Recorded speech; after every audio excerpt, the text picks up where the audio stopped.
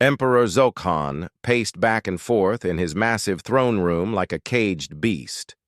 The floor was made of black marble that reflected his angry face, and the walls were covered with trophies from all the worlds he had conquered. But now those victories seemed meaningless because his empire was falling apart around him.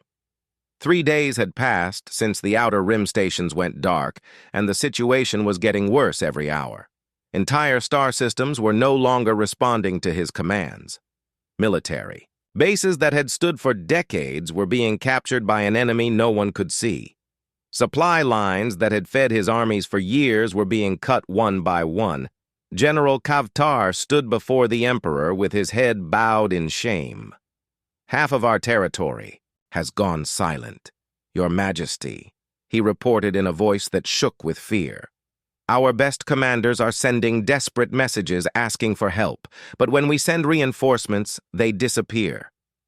2. Emperor Zokhan roared with fury and grabbed the general by the throat. "How is this possible?" he demanded. "We have the strongest military in the galaxy. Our ships are the biggest. Our weapons are the most powerful. Our soldiers are the bravest. Who dares to attack the Vorthan Empire?" But General Kavtar had no answers to give. The enemy was like smoke that could not be caught, like shadows that could not be touched. Vorthan fleets would patrol an area and find nothing. But then the next day, another base in that same area would go silent. The Emperor threw the general aside and walked to the great window that looked out over his capital city. Millions of Vorthans lived in the huge towers and worked in the giant factories below. They all depended on him to keep them safe and strong. But how could he protect them from an enemy he could not even find, send the entire First Fleet to Earth, he commanded, suddenly his red eyes blazing with desperate hope. "Whatever survived there, we will crush it completely. Burn every city, destroy every building, leave nothing alive on that cursed planet." Admiral Tai Kyung smiled coldly as she watched the Vorthan First Fleet approach Earth's solar system from her position on the bridge of humanity's newest warship. The enemy was doing exactly what the human strategists had predicted they would do. When the Vorthans got scared, they always responded with overwhelming force. The First Fleet was the pride of the Vorthan military, 1,000 of their biggest and most powerful ships commanded by their best admirals, and crewed by their most experienced soldiers. It was a force that could conquer entire star systems and had never been defeated in battle. But the Vorthans were flying into a trap that had been months in the making, hidden throughout the solar system. Human ships waited in perfect silence. Their stealth technology made them completely invisible to Vorthan sensors. Their weapons were charged and ready. Their crews were calm and focused. Captain Yun-ji commanded one of the human battle groups positioned near Jupiter. She watched her tactical display as the Vorthan fleet moved deeper into the solar system. The enemy ships were massive and heavily armed, but they were also old and slow and predictable. "All units, this is Admiral Sunwoo," came the voice. "Over the communication system, the Vorthans are now in optimal position. Execute attack pattern Delta 7. What happened next lasted exactly 17 minutes and 14 seconds. The Vorthan First Fleet never saw what hit them. Human ships appeared out of nowhere, firing weapons that could slice through Vorthan armor like it was made of paper. Vorthan shields that had protected them in 100 battles simply vanished when hit by human energy beams. Admiral Zarthok commanded the First Fleet from his flagship, the Eternal Dominion. He was a veteran warrior who had conquered 30 worlds for the Empire. But as he watched his ships being destroyed around him, he realized he was facing something completely beyond his understanding. "Impossible," he whispered, as another of his battle cruisers exploded in silent fire. "Where are they coming from? How can they hit us when we cannot see them?" His tactical officer, a young Vorthan named Kolvar, was staring at his instruments in complete confusion. "Sir, our sensors show empty space. But our ships are being destroyed by weapons fire that seems to come from nothing. The human ships struck with perfect coordination. Every shot was aimed at critical systems that would disable Vorthon vessels without killing the crews. Human commanders had studied Vorthon ship designs for months and knew exactly where to hit to cause maximum damage with minimum casualties. This was not a battle of anger or revenge. This was a surgical operation designed to remove the Vorthon military threat permanently. The humans did not want to massacre their enemies. They wanted to defeat them so completely that they would never think of fighting again. One by one, the great ships of the First Fleet were disabled there. Engines destroyed, their weapons offline, their communication systems dead. The few ships that tried to escape found their path blocked by human vessels that appeared like magic directly in front of them. Admiral Zarthok realized that his fleet was doomed, but he still could not understand how this was possible. The humans were supposed to be extinct. The humans were supposed to be weak. The humans were supposed to be cowards who ran away from fights. But these humans fought with a cold precision. That was more terrifying than any battle rage. The Vorthons screamed and charged into battle, expecting their enemies to be afraid. Instead, they found enemies who calculated every move and never made mistakes. In exactly 17 minutes, the entire Vorthon First Fleet was either destroyed or captured. Not a single human ship had been lost. Not a single human soldier had been killed.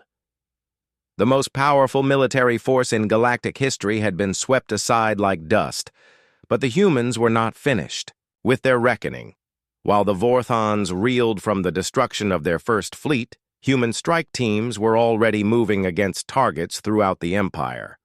The same stealth technology that had allowed them to capture border stations. Now let them infiltrate the core worlds of Vorthon. Space Emperor Zokhan was meeting with his remaining generals in his war room when the lights went out. The emergency power came on a few seconds later, but when it did, the Emperor found himself surrounded by human soldiers in strange armor that seemed to bend light around them. Commander Boram stepped forward and removed his helmet, revealing a calm human face. "Your Majesty," he said politely, "you are under arrest for crimes against sentient life. Your empire is hereby dissolved." The Emperor stared in shock at the impossible sight before him. Humans in his throne room on his home planet in his most secure building. How had they gotten past his guards? How had they traveled across the galaxy? How were they even still alive? "You are supposed to be dead," Zokhan whispered. "We were never dead," Boram replied. "We were just waiting for the right time to come home all across the Vorthon Empire." The same scene was playing out. Human soldiers were appearing inside government buildings and military headquarters. Key Vorthon leaders were being arrested and important installations were being secured. The entire command structure of the Empire was being dismantled in a single coordinated operation. The Vorthons had built their power on fear and violence, but they had never faced an enemy who could strike without warning from any direction at any time. Their security was designed to stop armies, not invisible individuals who could walk through walls. General Yun Ho coordinated the operation from his command ship, watching as reports came in from strike teams across Vorthon space. Every target was secured exactly on schedule. Every objective was achieved without unnecessary casualties. Every Vorthon leader was captured alive and unharmed. The operation was not about revenge, it was about justice. The humans had carefully documented every Vorthon crime, every act of aggression, every atrocity committed against innocent species. Now they were ensuring that those responsible would face trial and that such crimes would never happen again. Captain Jinne stood in the ruins of the Vorthon Imperial Palace, watching as the last emperor of the mighty Star Empire was led away in restraints. The palace had once been a symbol of Vorthon power and dominance.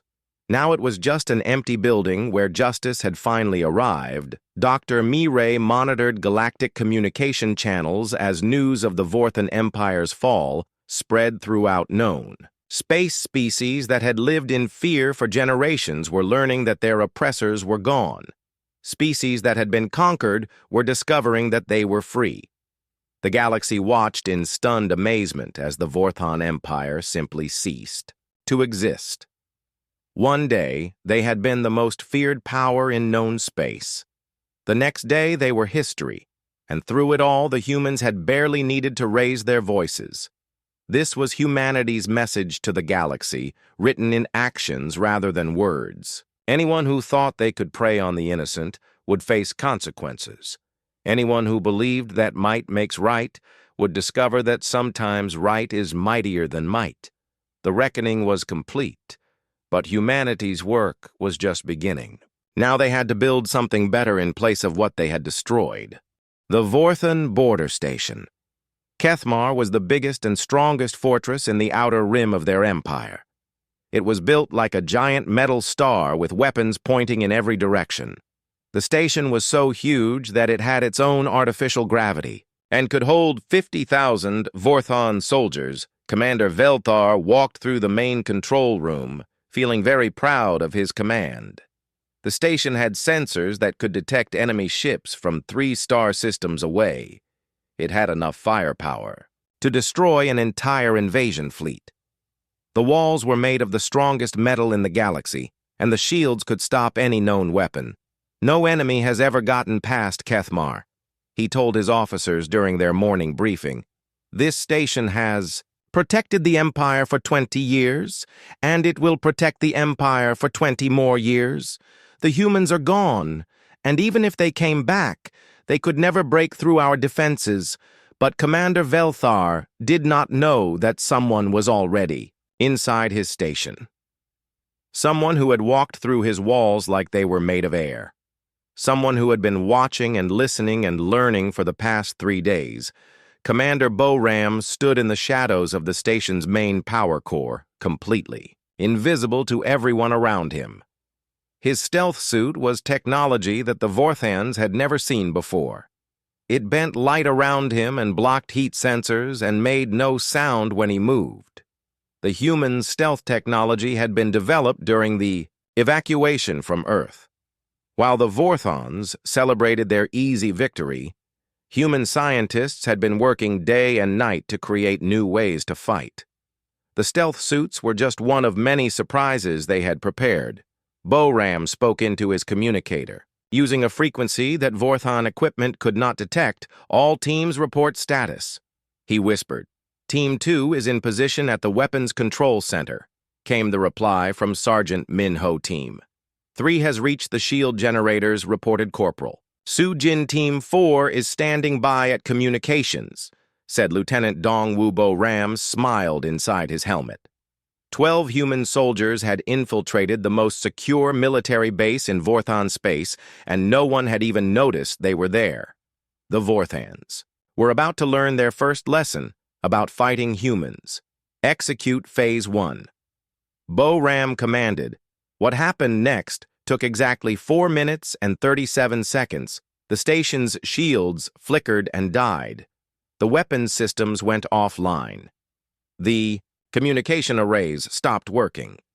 The artificial gravity turned off, making everyone float in the air. The emergency lights came on, bathing everything in red light. Commander Velthar grabbed onto his command chair as he floated helplessly in. Zero gravity. "What is happening?" he shouted at his officers. "Status report." But his officers were just as confused as he was. Their computer screens showed error messages in languages they could not read. Their weapons would not respond to commands. Their sensors showed nothing but static. Then the lights went out completely. When the emergency power came back on, Commander Velthar found himself looking at something impossible. A human soldier stood in the middle of his control room. The soldier's face was calm, and his weapon was pointed directly at the commander's head. Surrender ordered Boram. Your station is now under human control. All around the control room, Vorthon officers found themselves face to face with human soldiers who had appeared like ghosts.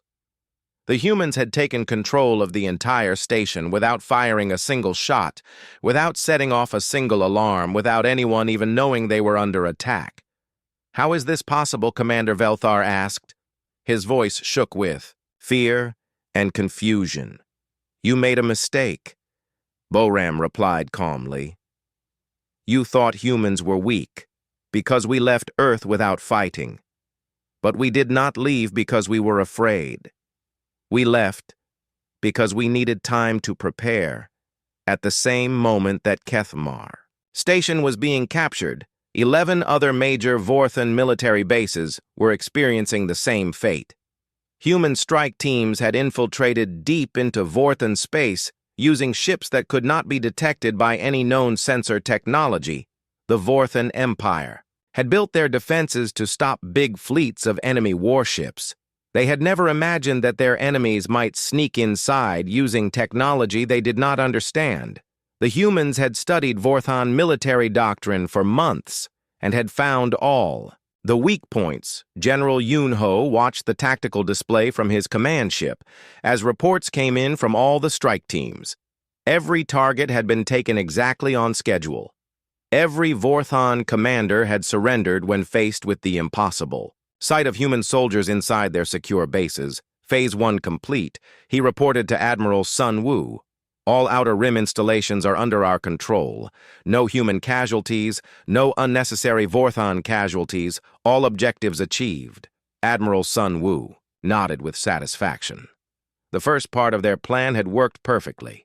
The humans had not come back to fight a war of revenge. They had come back to fight a war of precision. Every action was carefully planned to achieve maximum effect with minimum violence. This was not about destroying the Vorthan Empire in anger. This was about removing a threat to galactic peace with surgical efficiency. The humans wanted the Vorthans to surrender and learn to live peacefully, not to die in a hopeless battle on the planet. Vorth Prime, the capital world of the Vorthan Empire. Emperor Zokhan was having dinner with his top generals when the first reports started coming in. The Outer Rim stations had stopped responding to communication signals. "Probably just equipment problems," said General Kavtar as he ate his meal. "The stations are old and sometimes the communication arrays need repair." But then more reports came in. Military bases throughout the Empire were going dark. Supply convoys were disappearing. Patrol fleets were sending distress signals and then going silent. The pattern was spreading inward toward the core worlds like a disease emperor. Zokhan stood up from the dinner table, his appetite gone. "Something is very wrong," he said. "Contact all fleet commanders. Tell them to report their status immediately." The reports that came back made no sense. Vorthan military bases were being captured by unknown enemies who could appear inside secure facilities without warning. The attackers were described as wearing strange armor that made them invisible. The few Vorthans who had seen them said they moved like ghosts and fought with weapons that made no sound. "It cannot be." The humans insisted. General Kavtar. "The humans are scattered across their colony worlds. They have no military fleet. They are not warriors." But deep in his heart, the general was beginning to suspect the truth. The humans had not run away in fear. They had been planning something far more dangerous than a simple military attack. They had been preparing to dismantle the Vorthan Empire piece by piece. Captain Jin Ai received updates from the strike teams as she prepared her ship for the next phase of the operation. The human fleet was moving into position around key Vorthan worlds, but they remained completely invisible to enemy sensors. The Vorthans still did not understand what was happening to them. They thought they were being attacked by some unknown alien species. They had no idea that the weak humans they had chased away from Earth were now systematically destroying their empire. Dr. Mireille monitored Vorthan communication channels from her position in the fleet's command center. The enemy messages were full of panic and confusion. Vorthan commanders were reporting impossible things: ships that could not be seen, soldiers who walked through walls, weapons that killed electronics instead of people. They are beginning to realize that their empire is not as strong as they thought she reported to. The fleet commanders. Their confidence is breaking down. They are starting to make mistakes. This was exactly what the humans had planned. The Vorthons ruled through fear and intimidation, but when they became afraid themselves, they did not know how to react. Their entire military system was designed around being the strongest force in any battle. When faced with an enemy they could not understand, they began to panic.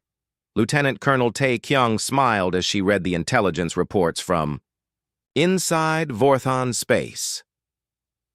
The enemy was calling emergency meetings and demanding answers that no one could give.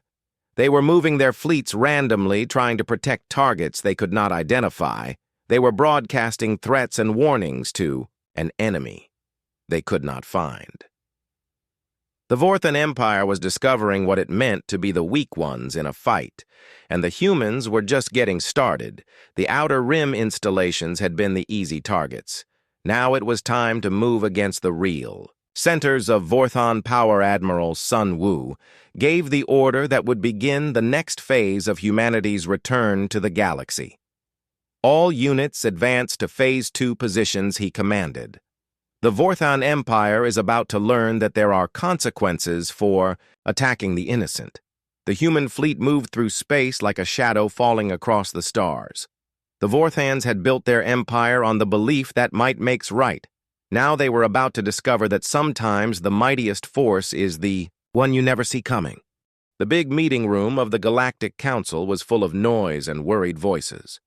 Ambassador Daeho sat in his chair in the human section, looking at all the alien people talking to each other in hushed tones. Their faces showed fear and confusion, but also some relief.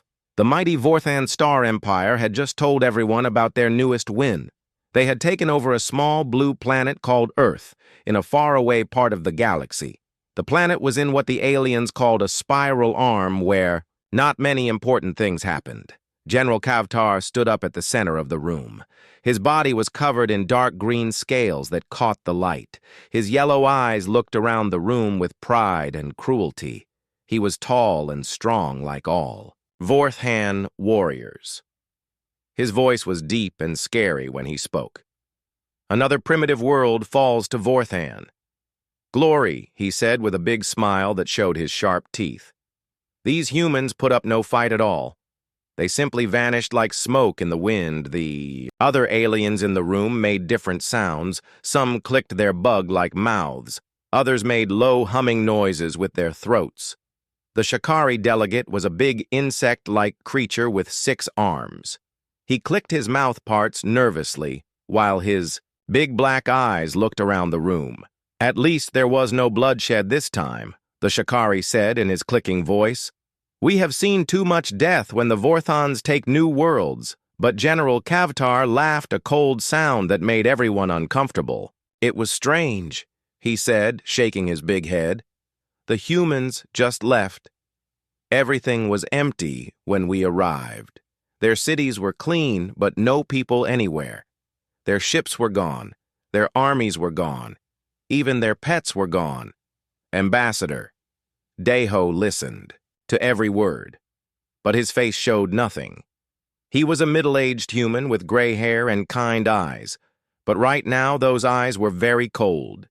He knew something that the others did not know. The humans had not given up.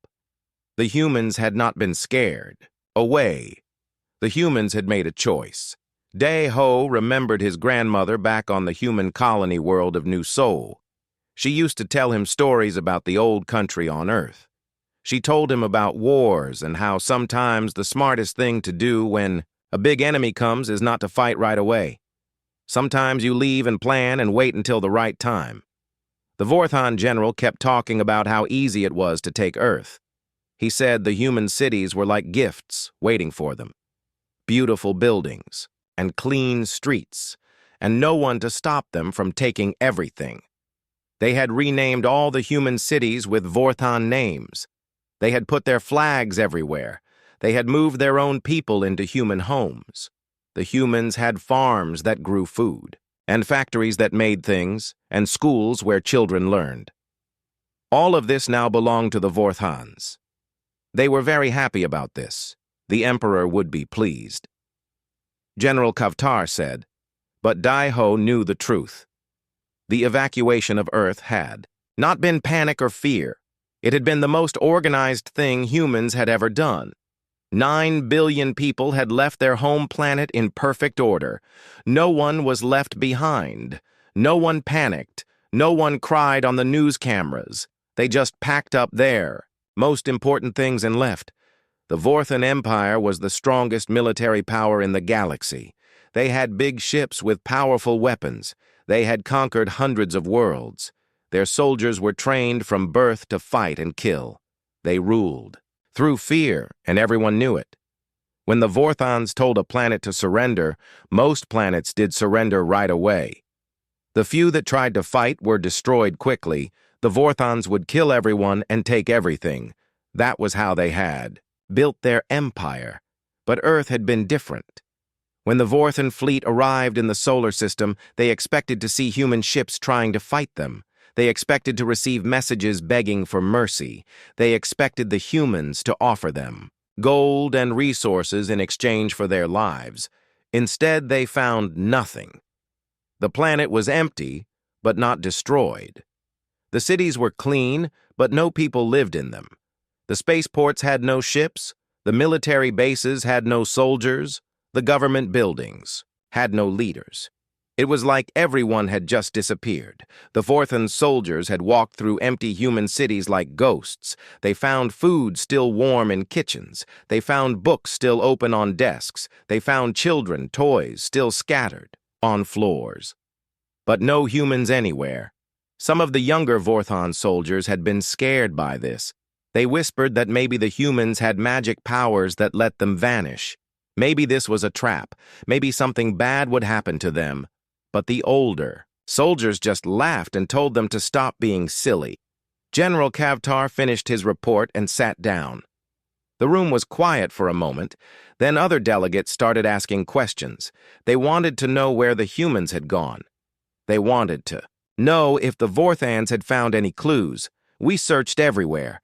The general said, we found their records and their computers. Most of the information was deleted, but we learned some things. The humans had many colony worlds scattered across the galaxy. They probably went there. The Zentari delegate was a tall, blue-skinned woman with silver hair. She spoke in a musical voice that sounded like singing. But where could 9 billion people go, she asked. That is a very large number of people. General Kavtar waved his hand. Like this was not important. Primitive species always have too many children, he said. They will spread out to their small colonies and live simple lives. They will never bother anyone again. The Vorthan Empire has removed another threat. From the Galaxy ambassador, Daiho wanted to laugh at this, but he kept his face serious. The Vorthans had no idea what they had done. They thought they had won an easy victory against a weak enemy.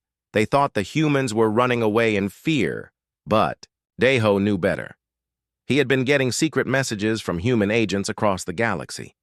The evacuation of Earth was not the end of anything. It was the beginning. The humans had not run away to hide. The humans had run away to prepare, far away. From the Galactic Council meeting, in a part of space that no one had ever explored, human ships were working day and night. Admiral Sun Wu stood on the bridge of a ship bigger than anything the galaxy had ever seen. Around his ship, thousands of other ships were being built in huge space factories. The human evacuation had given them something very valuable. It had given them time. While the Vorthans celebrated their easy victory, the humans were building the most powerful fleet in galactic history. They were not just building ships. They were building weapons that could destroy entire star systems. Admiral Sun Wu was an old man with white hair and scars on his face from old battles. He had fought in the border wars against space pirates when he was young. Now he was preparing for the biggest war in human history. His eyes were cold and hard as he watched the ships being built. The Vorthans think we are weak, he said to his officers. They think we are cowards who run away from fights. They have no idea what humans can do when we have time to prepare. Captain Jin-A stood next to the Admiral. She was young and smart, with short black hair and quick eyes. She had helped plan the evacuation of Earth. Every detail had been perfect. Every person had gotten to safety. Every important piece of technology had been saved. "Sir," she said, "the Vorthan Empire rules over 300 star systems. They have the biggest military in the galaxy. Are we really going to fight all of them?" Admiral Sun Wu smiled, but it was not a happy smile. It was the smile of someone who knew a secret. "The Vorthans are strong because they rule through fear," he said. "But fear only works when people believe you cannot be beaten. We are going to show the galaxy that even the mighty Vorthan Empire can fall." The meeting at the Galactic Council was ending. The delegates were getting ready to go back to their home worlds.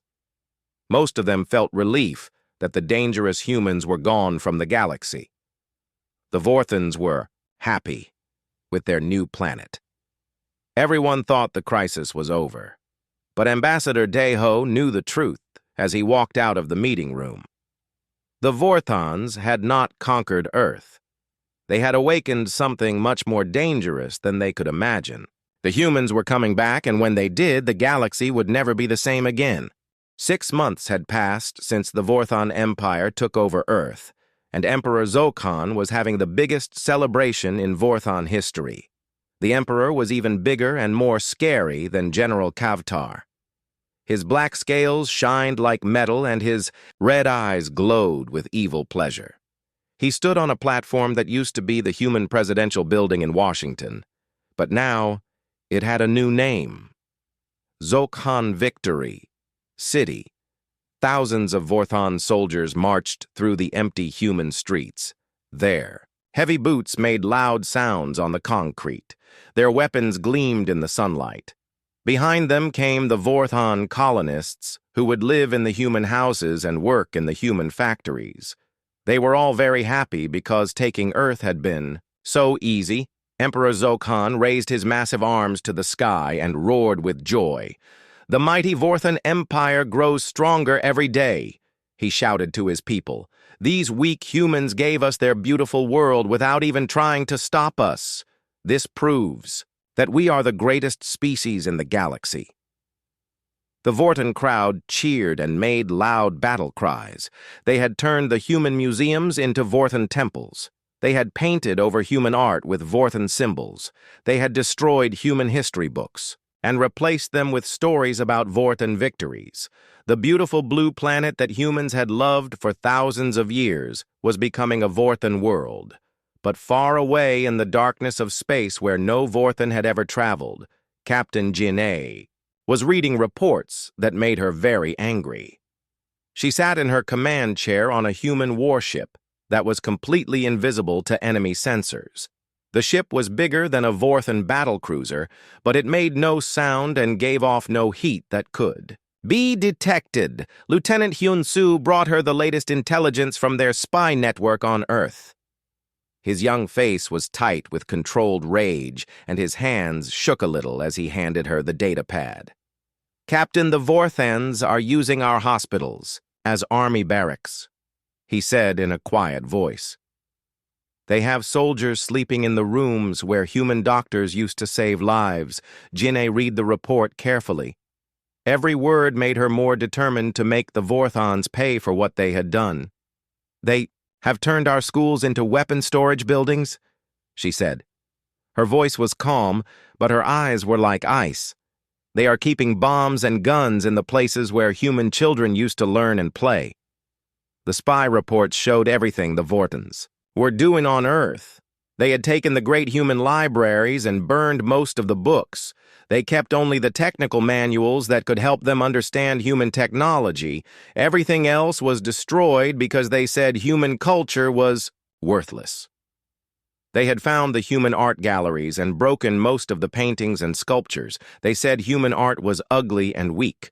Only a few pieces were kept as trophies for Vorthan nobles to laugh at, the beautiful statues that had stood. Inhuman parks for hundreds of years were now piles of broken stone.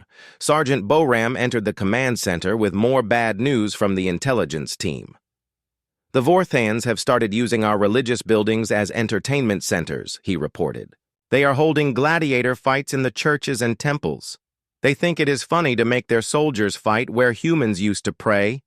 Captain Jinne stood up and walked to the big window that showed the stars outside.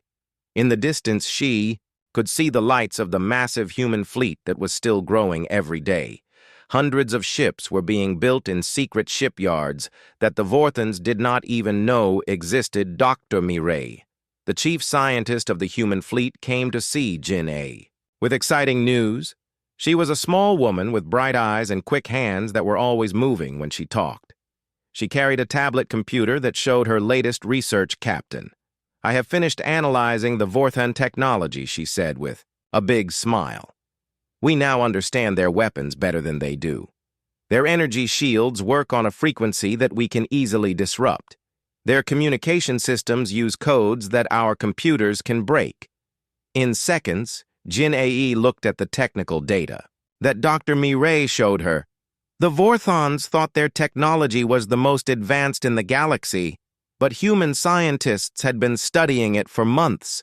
Every Vorthan ship, every weapon, every piece of equipment had been carefully examined and understood.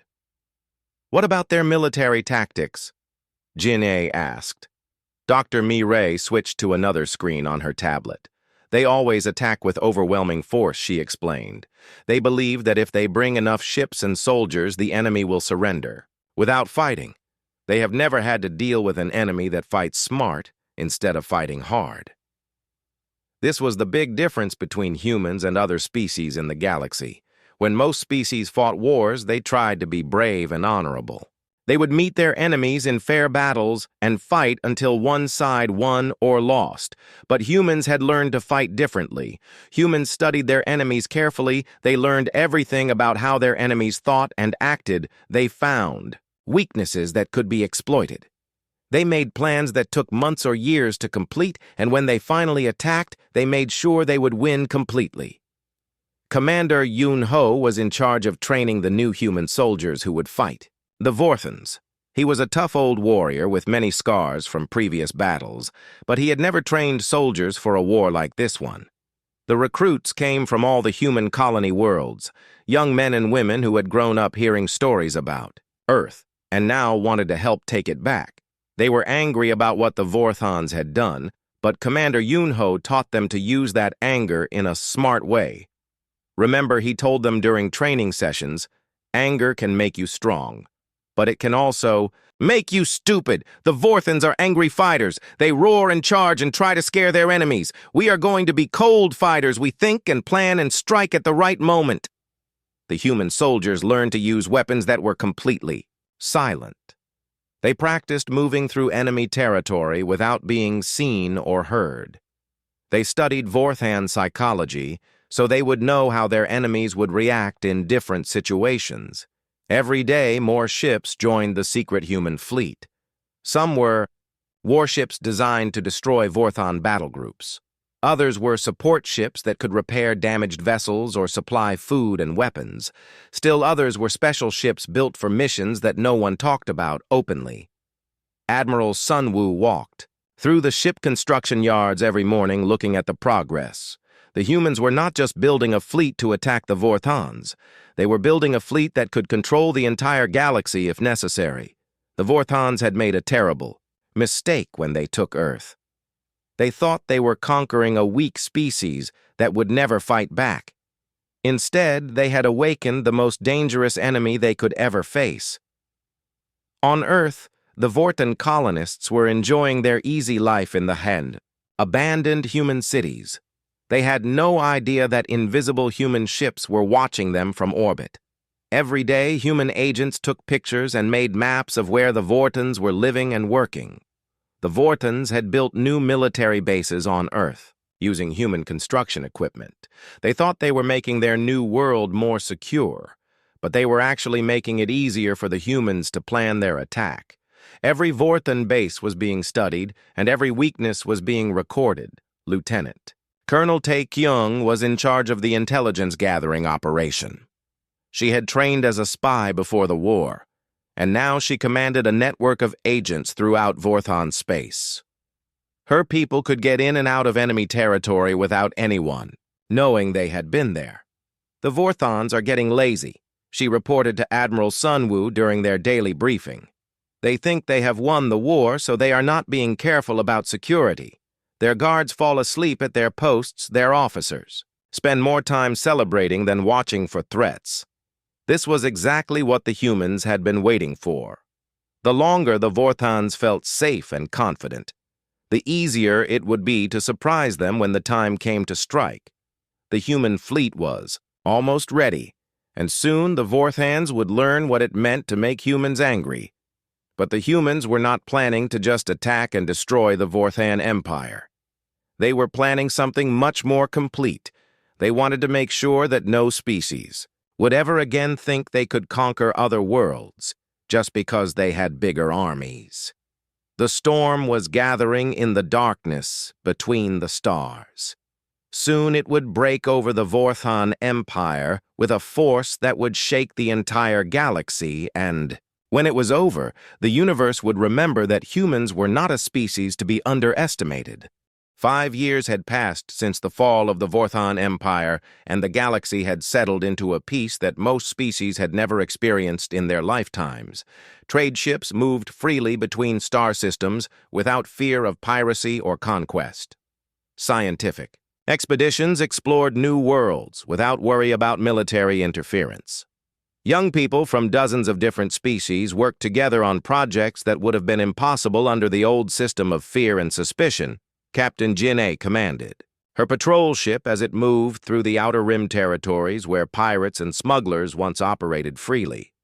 Her ship was still invisible to most sensors, and her crew was still trained in the arts of silent warfare, but their mission had changed. From destruction to protection. The ship's sensors detected a distress signal from a small cargo vessel that was being attacked by raiders. Jin-A studied the tactical display and saw 3 pirate ships surrounding a defenseless merchant. The pirates had no idea that a human warship was watching them. "All crew prepare for intervention," she ordered calmly. The pirate leader was a Gorlak named Thakmor, who had made his living stealing from weak ships in the lawless regions of space he commanded. His ships to surround the merchant vessel while he prepared to board and take their cargo. "Surrender your goods and no one gets hurt," he broadcast to the terrified merchant crew. "This sector belongs to Thakmor now, and everyone pays tribute to sail through my space." But before the pirates could board their target, they found their weapons systems mysteriously failing. One by one, their ships lost power and began drifting helplessly in space. Their engines went dead, their shields disappeared, and their communication system started playing strange music instead of carrying their voices. "What is happening?" Thakmor roared at his crew, but his crew had no answers to give. A new voice came over the communication system, calm and professional. "This is Captain Jin-A of the Human Defense Force. You are under arrest for piracy and attempted robbery. Please prepare to be boarded."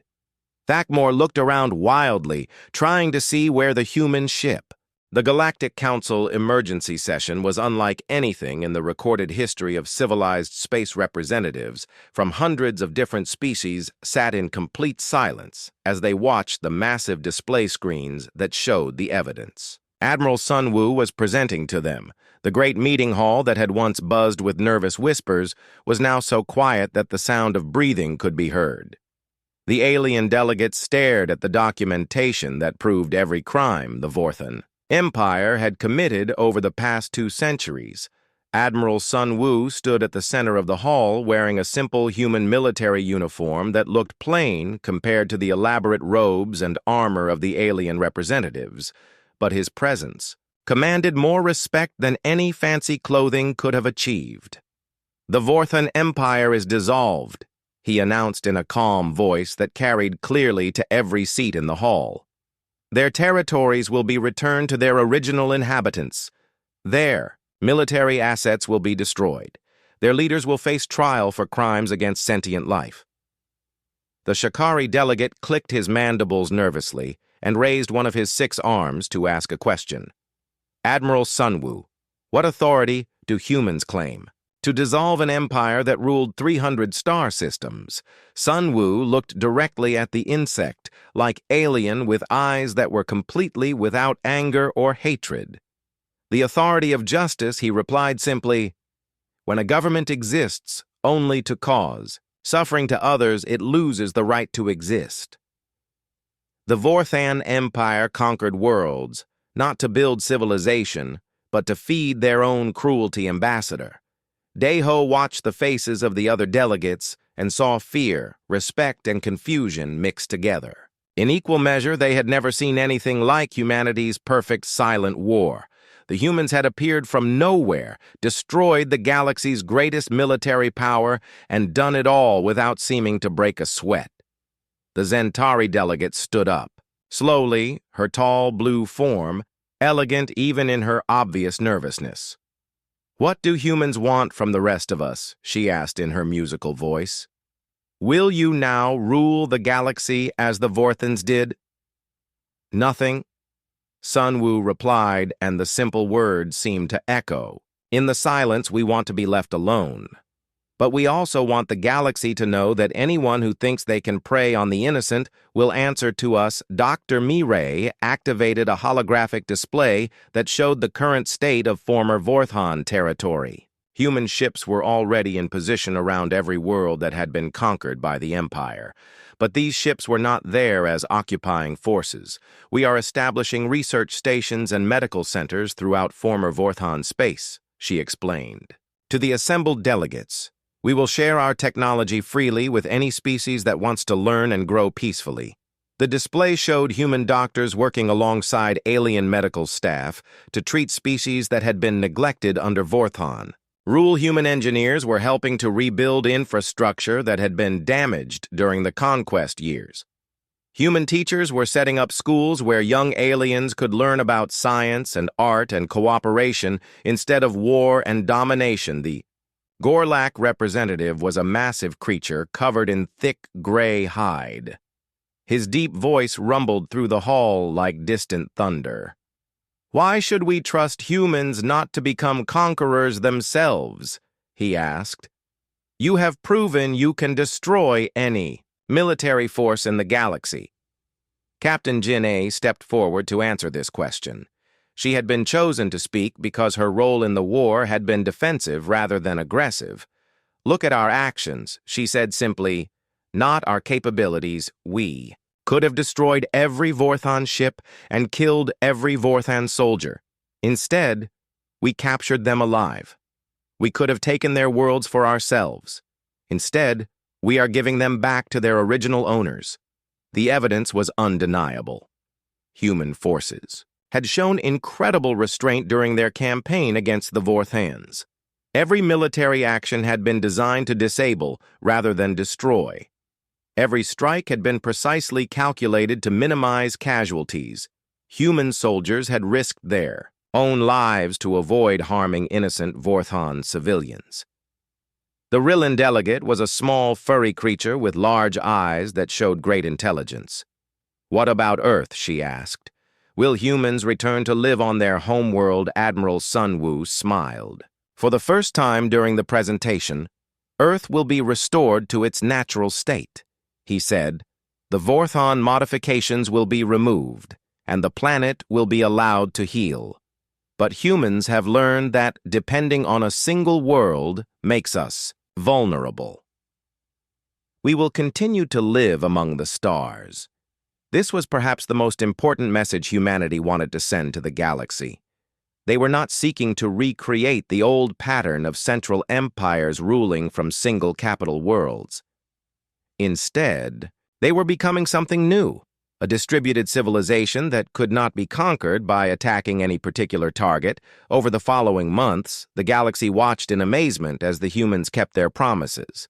Former Vorthan territories were handed back to their original inhabitants exactly as promised. Vorthan military equipment was systematically destroyed or converted to peaceful purposes. Vorthon leaders faced fair trials where the evidence against them was presented clearly, and justice was administered without revenge. The trials were broadcast throughout galactic space so that every species could see how the humans handled their defeated enemies.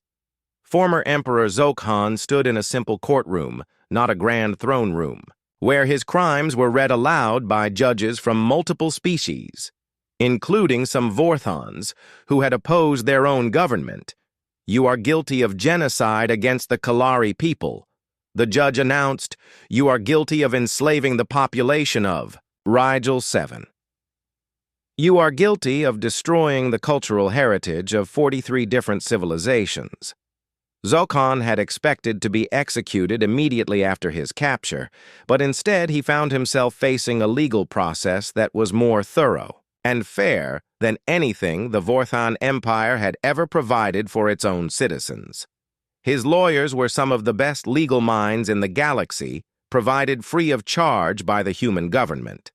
The sentence was life imprisonment on a rehabilitation colony where former Vorthon leaders would work to repair some of the damage they had caused. It was not the death that many species had expected, but it was justice that could be respected even by the criminal's own people, Dr. Mireille established. Humanity's new research centers on worlds throughout the former empire. These were not military bases, but genuine scientific institutions where researchers from any species could come to study and learn. The humans shared their advanced technology freely with anyone who demonstrated peaceful intentions. The medical centers treated patients from dozens of different species, many of whom had never received proper health care under Vorthon rule. Human doctors worked alongside alien physicians to develop new treatments and cures. Human engineers helped build hospitals and schools and infrastructure that would improve life for billions of people.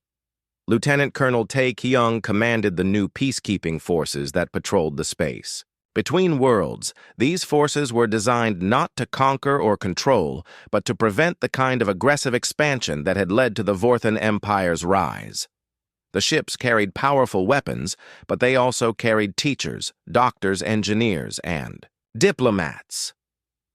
Their mission was to help species resolve conflicts peacefully, and to ensure that no new empire could emerge to threaten galactic peace. The message was clear.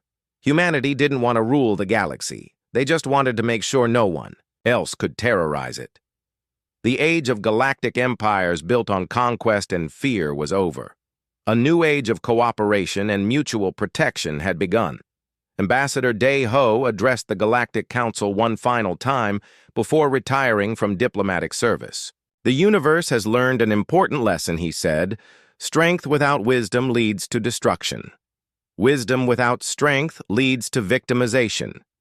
Humanity offers both strength and wisdom to any species that wants to build a better future."